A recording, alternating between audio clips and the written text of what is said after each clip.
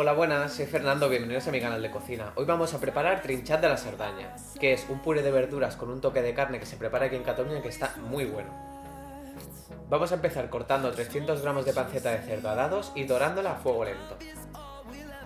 Si utilizamos bacon podemos hacerlo rápido, pero la panceta queda chiclosa, así que yo recomiendo hacerlo a fuego lento. Mientras la panceta se hace, vamos a pelar 600 gramos de patata, cortar media col verde o rizada y lo vamos a hervir. Vamos a empezar con la patata y cuando esta lleve 10 minutos añadimos la col y cocinamos todo junto 10 minutos más.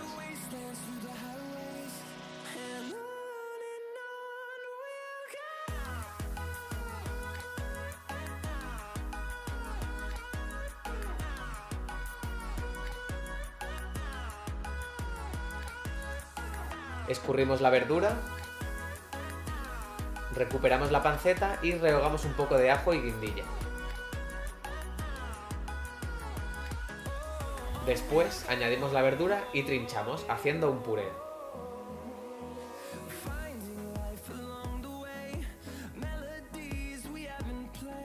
Cuando todo esté machacado, vamos a subir el fuego, tostar la base del puré y vamos a volver a mezclar, creando zonas crujientes de puré tostado que nos van a dar un extra de sabor.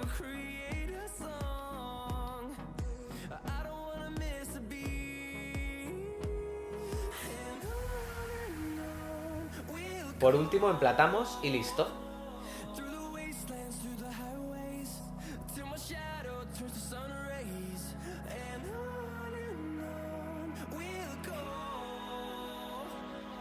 Algunas personas utilizan esto como guarnición, aunque yo lo recomiendo como plato principal. Puede parecer simple, pero es un puré de verduras con un toque picante increíble. Y hasta aquí el vídeo de hoy. Recordad que tenéis los ingredientes en la cajita de información y en mi página web. Hasta la semana que viene. ¡Adiós!